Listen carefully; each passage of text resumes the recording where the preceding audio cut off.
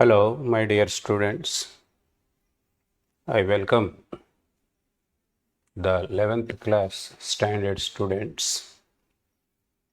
Today, let us learn what is described in chapter 2 of unit 1. The chapter 2 deals with biological classification. The classification of living organisms, how are they classified? What type of classifications have been proposed from time to time? This is described in 6 sections. Section 1 deals with the kingdom Monera. In your textbook, the classification proposed by R.H. Whitaker is followed. So, according to that, the sections are taken. Section 2 deals with kingdom Protista. Section 3 about the kingdom Fungi or Mycete. Section 4 about kingdom Plantae. Section 5 about animal kingdom Animalia. Lastly, section 6. There are some organisms, there are some agents which cannot be fit into the 5 categories. They are described in 6th section: viruses, viroids, lichens. Classification system. Since ancient times, when man started learning about the plants and animals around him, when he started taking the use of the plants and animals, he found that there are large number of plants, large number of animals. There is a great variation, there is a great diversity, there is a difference. But some of them can be grouped into one or other type of groups according to the criteria which we take. Since time of Aristotle and Theophrastus, attempts were made to classify the living organisms, but for a long time they were artificial classifications. The classifications proposed from Theophrastus to Linnaeus, even the Linnaeus classification is also artificial. The first classification based on the scientific principles. Earlier, the plants were classified into hydrophytes, xerophytes according to the economic importance, according to whether they are herb, tree, or shrub, or according to the crop plant, or according to the medicinal use. Such type of classifications, they are artificial. But for the first time, Linnaeus proposed based upon the scientific rules, scientific principles, who often referred as the father of taxonomy. Linnaeus divided all the living organisms into 2 kingdoms: plant kingdom, Plantae; animal kingdom, Animalia. Only he differentiated plants and animals. He was not knowing what are the microorganisms. At that time, there was no microscope. Still, there is another very big world, that is microbial world. He was not aware that. He thought that all the living organisms can be placed either into the plants. It can be a plant or it can be an animal. 3 kingdoms system. Ernest Haeckel in 1866, about 150 years back, he classified all the living organisms into 3 kingdoms: kingdom Protista, kingdom Plantae, kingdom Animalia. Protista, Plantae, Animalia. He recognized that there are some organisms which cannot be placed either in the plant kingdom or in the animal kingdom. They show the characteristics of the both plants and animals. Therefore, he created a third kingdom, Protista, that includes unicellular colonial eukaryotes such as bacteria, algae, fungi, protozoa.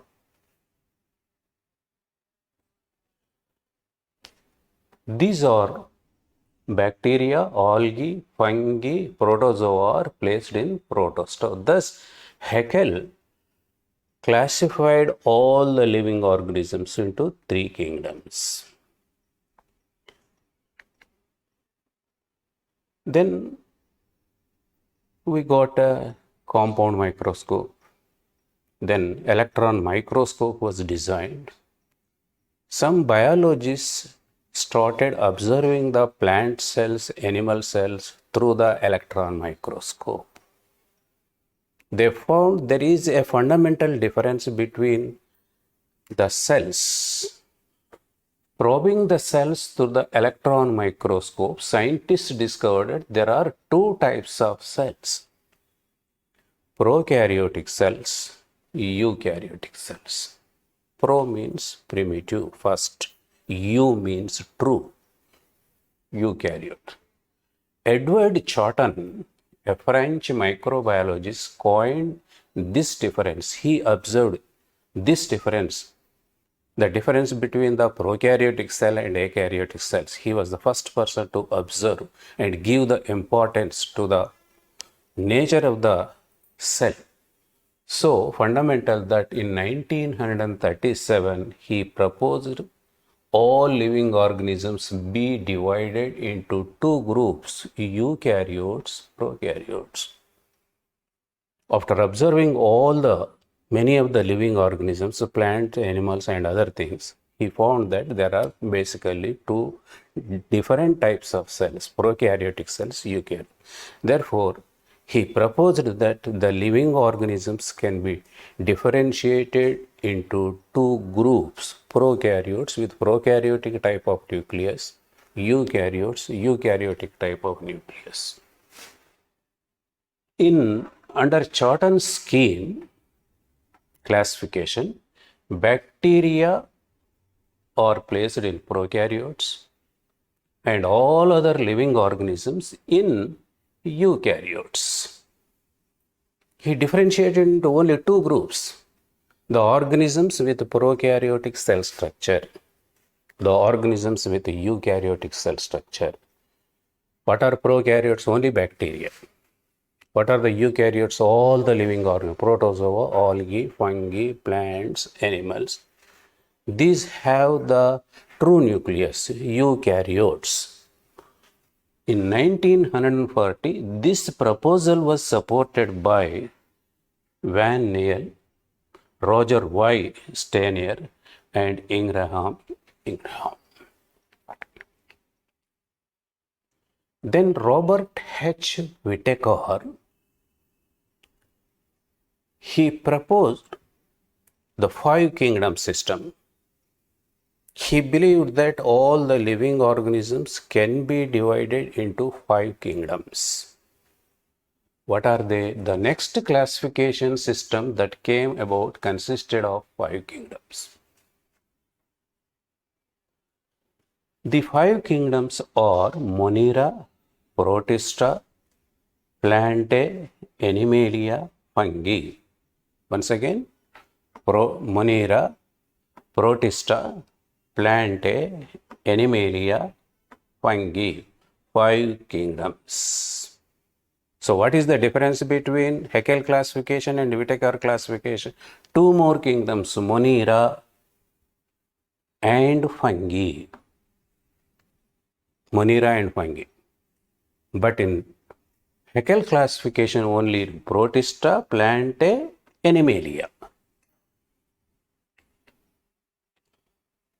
Then this is the classification system proposed by R.H. Whittaker, a diagrammatic representation. It is a very good diagram. It makes us to understand the main characteristic features of the organisms belonging to the five kingdoms and what is their evolutionary history. The five kingdoms here, Monera, kingdom Monera, this is kingdom Protista, here kingdom Plantae, kingdom Fungi, a new kingdom, kingdom Animalia. Protista are very primitive organisms. They originated first on the earth surface. Then from these organisms, different types of organisms, protistans, plants, animals, fungi. So, direction of evolution, that is called phylogeny. In the course of evolution, the Protista members gave rise to, the Monera members gave rise to the Protista. From the Protista, there arose three kingdoms, differentiated three kingdoms, Plantae, Fungi, Animalia, three kingdoms. But if you see this, the plant kingdom differentiated from the Monera members. The animal kingdom differentiated from the Protista. The fungal kingdom again from the Protestant members. So as we go about this diagram, the evolution complexity increases. Complexity. Then you see plant kingdom, fungal kingdom, animal kingdom. Then here mode of nutrition. In plants, the mode of nutrition is phototrophy. Mode of nutrition is phototrophy. Because they are chlorophyllous, they bear the chlorophyll, perform the photosynthesis, they synthesize their own food materials. Phototrophy. Here, ingestion, these two are heterotrophs. But the mode of nutrition is different. Here, absorption, here, ingestion. Engulfing through mouth-like structure or through pseudopodia. Then, these from major ecological point of view role, these are producers. They produce the materials required for all the living organisms, animals and fungi. These are consumers. The plants directly or indirectly, they are dependent upon the animals, dependent on plants. These are consumers and producers at one or other time, they die. Their dead bodies are decomposed by the fungi. These are decomposers. So these aspects are important: producers, decomposers, consumers. Mode of nutrition, phototrophy. These two are heterotrophs. Here absorbed through body surface, they absorb the nutrients. Here ingestion. So this is a very good class. Criteria and direction of evolution in Whittaker's five kingdom system classification. This classification was proposed by Robert H. Whittaker in 1959. Still it is followed. Felt that fungi differ sufficiently from other organisms. Haeckel did not recognize fungi as a different kingdom, but Whittaker, thought that these fungi are different from plants and animals, so they should be given a status of the kingdom. So this idea was published in 1978 by Whitaker and Margulis. This led to proposal of five kingdoms scheme of classification. What are those five kingdoms? Monera, Protista, Plantae, Fungi, Animalia. Monera includes bacteria, protists include protozoa and algae, fungi, animals, plants. Carl Lewis, three domains. After that, Carl Lewis proposed another classification of the living organisms. At that time, molecular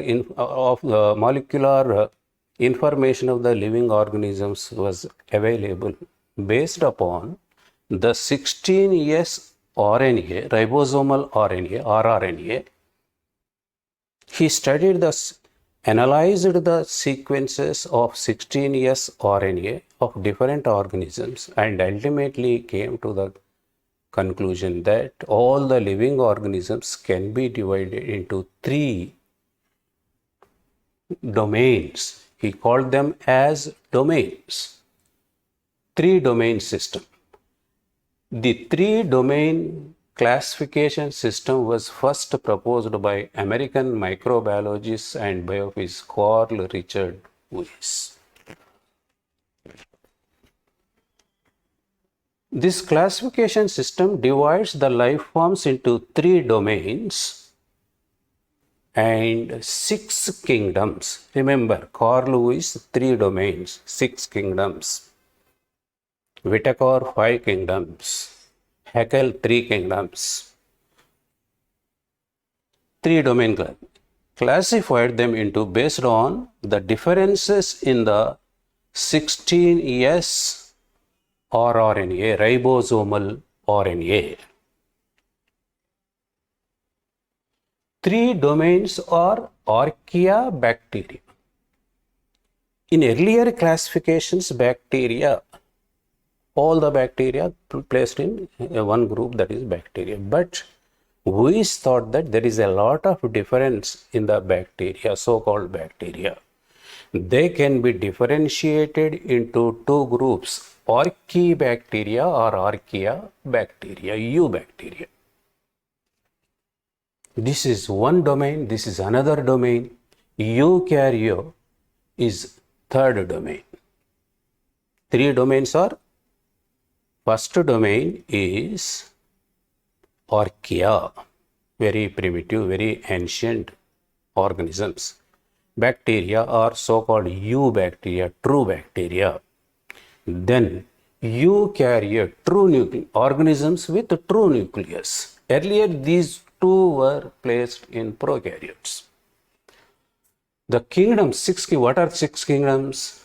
Archaea, eubacteria, protista, fungi, plantae, animalia.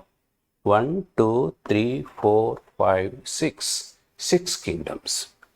Carl Lewis used the rRNA as an evolutionary chronometer. So, rRNA will give how the evolution took place in nature. First, there were only archaea, he thought, then bacteria, then other organisms. So, this gives an idea how evolution occurred in nature.